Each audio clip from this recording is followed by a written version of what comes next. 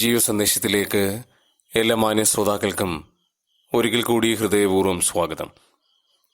നമ്മുടെ ഇന്നത്തെ പ്രതിദിന പഠനഭാഗം ലൂക്കോസിന്റെ സുവിശേഷം 21 അധ്യായം 4 വചനം.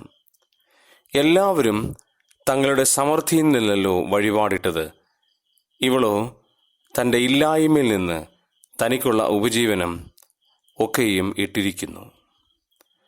ലൂക്കോസിന്റെ സുവിശേഷം 21 അധ്യായം കർത്താവായ യേശുക്രിസ്തുവിന്റെ വരവിന്റെ ലക്ഷണങ്ങളെക്കുറിച്ച് പറയുന്നതിനായി കാണാൻ കഴിയും. യേശുക്രിസ്തുവിന്റെ വരവ് എന്നുള്ളത് എല്ലാ വിശ്വാസിയുടെയും പ്രതീക്ഷയും പ്രത്യാശയും ആശ്വാസവും അനുഗ്രഹവുമാണ്. യേശു കർത്താവ് സഭയ്ക്ക് വേണ്ടി വരുന്ന കാര്യങ്ങളെക്കുറിച്ചുള്ള യാതൊരു വിധമായിരിക്കുന്ന മുന്നറിയിപ്പുകളും ദൈവവചനത്തിൽ പറഞ്ഞിട്ടില്ല എന്നുള്ളത് പ്രത്യേകം ശ്രദ്ധിക്കേണ്ട കാര്യമാണ്. എന്നാൽ ഈ ലോകത്തിലുള്ള ആളുകൾക്ക് വേണ്ടി കർത്താവ് വരുന്നതിൻ്റെ ലക്ഷണങ്ങളെക്കുറിച്ചാണ് ദൈവവചനത്തിൽ പ്രധാനമായി പറഞ്ഞിരിക്കുന്നത്. അങ്ങനെയുള്ള ഒരു അധ്യായമാണ് ലൂക്കോസിന്റെ സുവിശേഷം 21 അധ്യായം. എന്നാൽ അതിൻ്റെ ആദ്യ ഭാഗത്ത് ഒരു വിധവയെക്കുറിച്ച് പറഞ്ഞിരിക്കുകയാണ്. ബൈബിളിൽ പല വിധവമാരെക്കുറിച്ച് പറഞ്ഞിട്ടുണ്ട്. എന്നാൽ അവരിൽ നിന്നും വളരെ വ്യത്യസ്തമായിരിക്കുന്ന ഒരു വിധവയാണ് നമുക്കിവിടെ കാണുവാൻ കഴിയുന്നത്. ഇവൾക്ക് പല പ്രത്യേകതകൾ ഉള്ള ഒരു വിധവയാണ്.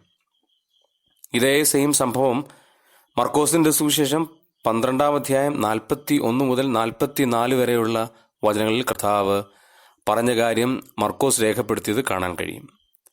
ഈ രണ്ട് ഭാഗം കൂടെ ചേർത്ത് വെച്ച് പഠിക്കുമ്പോൾ ചില ആത്മീയ ചിന്തകൾ നമുക്ക് ലഭിക്കുവാനിടയായി തീരും.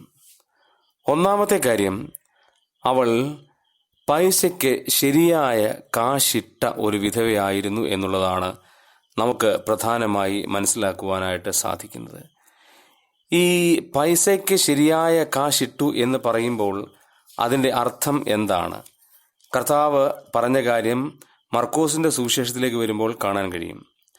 ദരിദ്രയായ വിധവ വന്ന് 1 പൈസയ്ക്ക് ശരിയായ 2 കാശിട്ടു. അവിടെ വേണമെങ്കിൽ കബളിപ്പിക്കാമായിരുന്നു.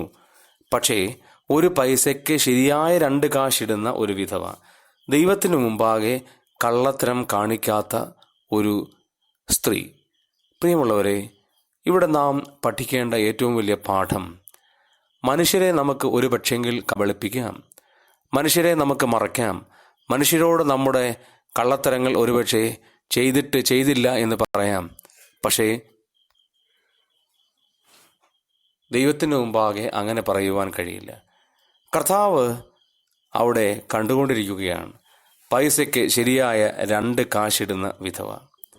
രണ്ടാമതായി നമുക്ക് അവിടെ കാണാൻ കഴിയുന്ന പ്രത്യേകത, ദരിദ്രയായ വിധവ എന്നാണ് രേഖപ്പെടുത്തിയിരിക്കുന്നത്. വിധവമാർ എല്ലാവരും ദരിദ്രരല്ല.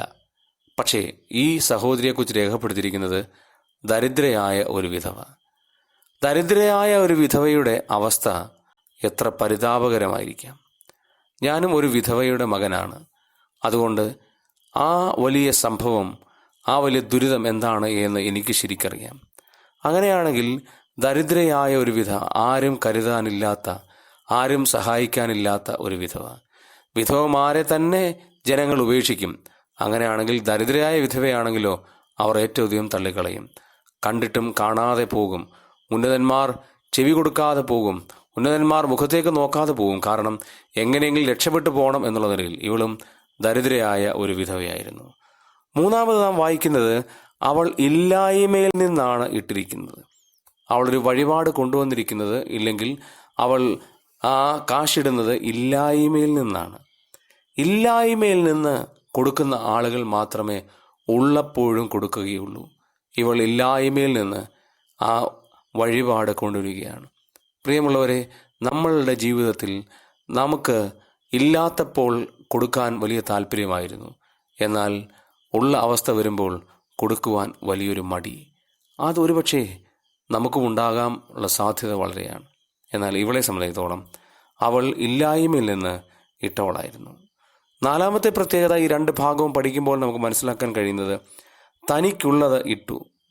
അതായത് ഈ വിധവയ്ക്ക് തനിക്കുണ്ടായിരുന്ന ആ സമ്പത്ത് എന്ന് പറയുന്നത് 2 കാശാണ്.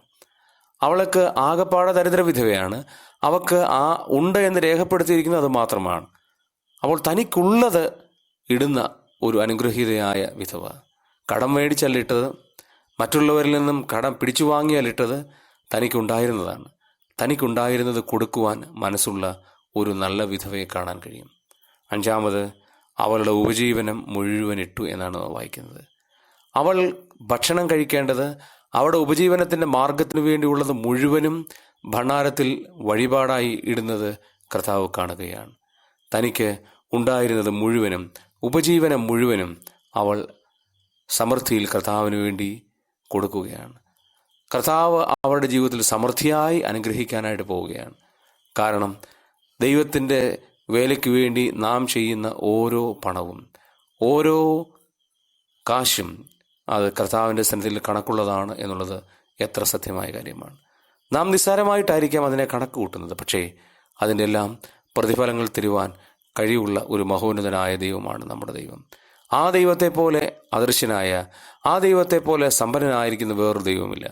ഈ വിധവ ഇത്ര ക്വാളിറ്റി ഉള്ളൊരു വിധവയായിരുന്നു. ഇതെല്ലാം കണ്ടുകൊണ്ട് മൂകസാക്ഷിയായി കർത്താവ് അവിടെ നിൽക്കുകയാണ്. നമ്മുടെ എല്ലാ പ്രവൃത്തികളും കർത്താവ് വളരെ വ്യക്തമായി കാണുന്നു എന്നുള്ള ഓർമ്മ എത്ര വലുതും അനുഗ്രഹവുമാണ്.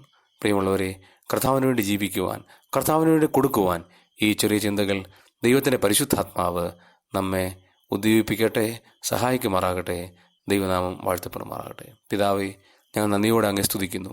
ഒരു ദിവസം കൂടെ നൽകിക്കൊണ്ട് സ്തോത്രം. ഞങ്ങൾ പഠിക്കുന്ന ഓരോ പാഠങ്ങളും ജീവിതത്തിൽ പ്രാവർത്തികമാക്കി ജീവിക്കാൻ സഹായിക്കണമേ. ഈ വചനം കേൾക്കുന്ന എല്ലാവരെയും അവിടുന്ന് അനുഗ്രഹിക്കണമേ. രോഗികളായി ബുദ്ധിമുട്ടുന്നവർക്ക് വിടുതലിൻ്റെയും ആശ്വാസത്തിൻ്റെയും കരം നീട്ടണമേ. പ്രാർത്ഥന കേട്ടുകൊണ്ട് നന്ദി പറയുന്നു. യേശു ക്രിസ്തുവിൻ്റെ തന്നെയുള്ള നാമത്തിൽ തന്നെ. ആമേൻ.